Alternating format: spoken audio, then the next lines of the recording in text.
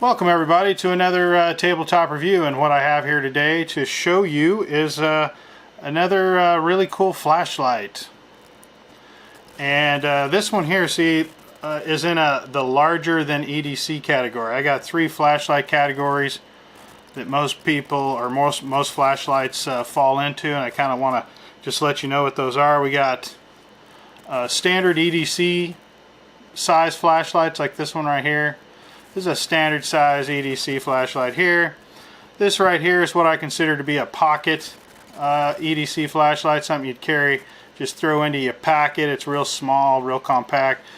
This is a little bigger than that. This is bigger than what you would normally carry in your pocket. This is a super crazy bright flashlight. It's 3000 lumen.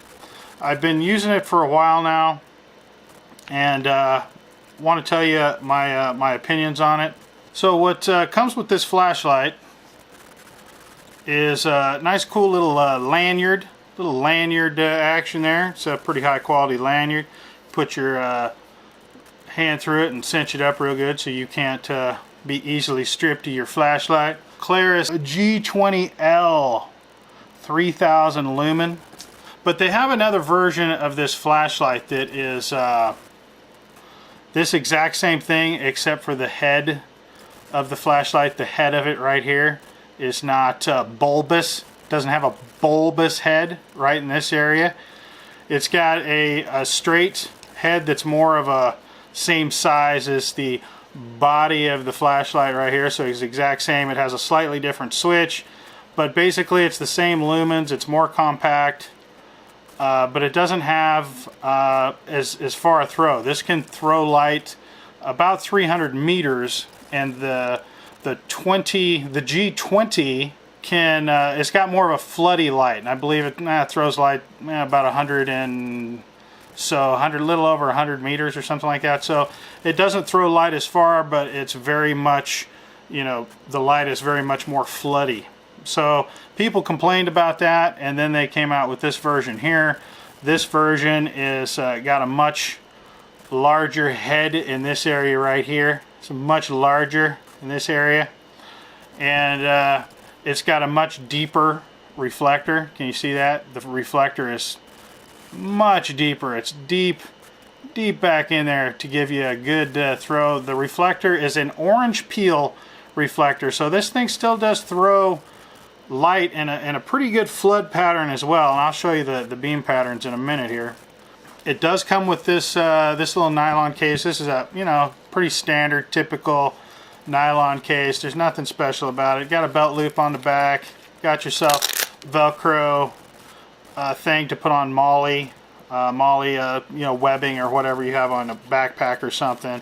It's got a little D-ring right here, and yeah, it works really well. Nothing bad or good to say about this. Kind of a neutral situation. It's not anything special, but I believe the light is pretty special.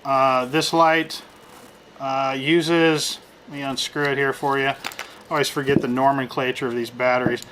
This is the one of the newer batteries. It's a 26650. You can tell that this is a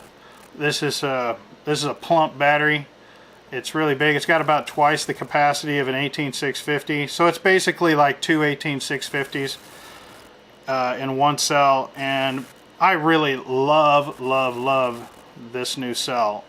It lasts a crazy long time. This light is really crazy bright. This is a really impressive battery. I'd love to see way more flashlights using this cell in the future. And another thing I want to show you, but inside here, if you can see, let me get back here. That looks to be okay. So inside here, at the base of this this tube is a spring. So there's a spring on this end. There's also a spring on this end. I don't need that for this. Okay, so you can see there's a spring on both ends of this flashlight.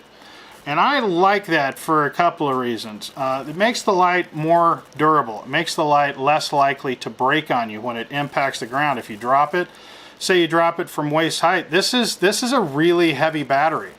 So if you drop it this is a lot of weight. These springs really soak up the impact pretty well. When you have a flashlight that only has a spring on one end, you're more likely to break something with it, in my personal opinion. So I prefer having flashlights that have the springs on both ends for big heavy cells like this. It just makes sense. So that's one of the reasons I picked this light over its competitors. It does have, let me see if I can show these to you. Maybe right there. These threads are really, really nice threads. Ooh, almost lost my battery. But these threads are really nice nice square cut threads. So another really high quality flashlight from Klarus here, guys. Where was I? Oh, okay. So anyway, the threads are really good. Let's screw this back together. Another reason I bought this flashlight over the competitors is the tail cap switch. I prefer flashlights to have a tail cap switch. And the reason for this is when you're in the pitch black darkness out here in the Arizona desert, which happens to me quite often, is when it's pitch black dark, if you can imagine, you're like this, you're rotating this around going, where's my button, where's my button? I hate that. Like, I really hate that. I carried this flashlight in my pocket. As you can see, that this is very well used. It has a side switch only. I tried it out. Not a big fan. I don't like it. That's just my personal opinion. There's nothing wrong with a side switch. But in my personal experience, every flashlight that I've ever had with a side switch like this has accidentally turned on my in my pocket and tried to, to burn my gonads off. I don't really want to burn my gonads off, so I try to avoid these side switches for those two reasons. They accidentally come on in your pocket. I don't want to lock out my flashlight. I don't think that my flashlight's ready to go if I have to lock it out. So that's not what I'm trying to do. So that's just my personal opinion on side switches. I wanted a flashlight that had a tail cap switch. This one does, and it was definitely a big plus in the win column for me. The only downside to this flashlight for me personally, for my personal opinion, is that the side switch operates the flashlight in the same way as the tail cap switch. What I'm saying is that in the off mode, like the flashlight's off right now, I can hit this side switch and turn the light on and operate the flashlight either with this switch or with this switch. I prefer, if it had a tail cap switch, that I could lock out this switch for anything but level adjustments. I don't want this switch to ever turn the light on. But since this is a bigger light and I don't carry it in my pocket, I don't really think it's a huge deal. So another one of my personal opinions and what I think about that. I usually use this flashlight on the high setting, and on high, this is about 650 lumens, and it just seems like it runs forever. It doesn't get hot. It's really bright at 650 lumens, and it's so much more light. Like, this is 1,000 lumens on its highest setting, but this spreads so much more light that it just feels brighter. And then when you go from high to turbo, so I guess another one of my criticisms would be I would love to see a level setting between high and turbo, 1,000 or 1,200 level lumen level. But I guess they kind of figure there is kind of, in a way, a middle setting, because what happens is when this thing is on turbo, it doesn't run on turbo forever. So it's running on turbo, and then I can't remember, like, I've never had it kick down on me because I've never used it long enough, but apparently from what I'm told it does. But when it kicks down to like 1,000 lumen or something like that. That's what I'm told. I didn't turn it on in turbo mode and leave it on, but I did run it for about 3 or 4 minutes in turbo, and it gets warm. This flashlight gets warm, but it doesn't get crazy hot to where I feel like I have to go get a glove. You know, like some of these lights get so damn hot that it feels like, in order to use them, you have to have gloves on. And this isn't one of those. This thing stays pretty cool, and I haven't had any problems with it. The steps, just real quick, it has an SOS mode, a strobe mode, but I don't use those. I mean, your mileage may vary on that kind of stuff. It's up to you if you use that stuff, but it does have it if you need it. The low setting is 15 lumen. It'll run about 150 hours on low, which is, I mean, that just seems insane to me. Medium is 160 lumen. It'll run 19 hours on medium. High is 650 lumen, and I guess, yeah, I'm looking at the stats here. It runs for 4 hours on 650 lumens. I mean, that's why I think it almost runs forever. You know, I mean, I've never used a flashlight 4 hours continuous, but you could with this flashlight because of that badass cell.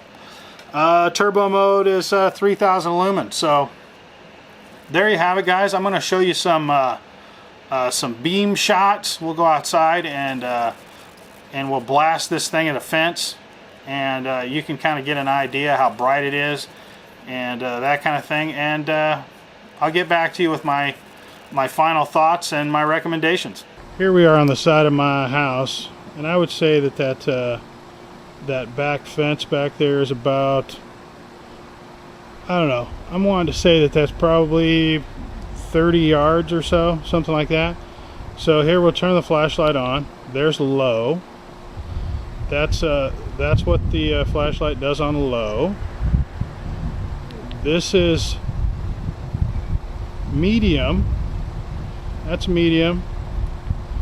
That is, holy crap, that blew out the whole picture. Let me see if I can compensate.